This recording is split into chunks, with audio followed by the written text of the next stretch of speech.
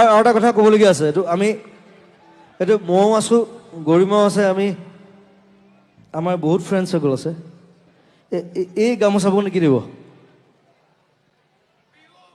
these are bed এইবোৰ south ইণ্ডিয়াৰ পৰা আহে আৰু আমাৰ ল'ৰা ছোৱালী যিবিলাকে নিজে বনায় শিপিনী তাহাঁতক ধ্বংস কৰি আছে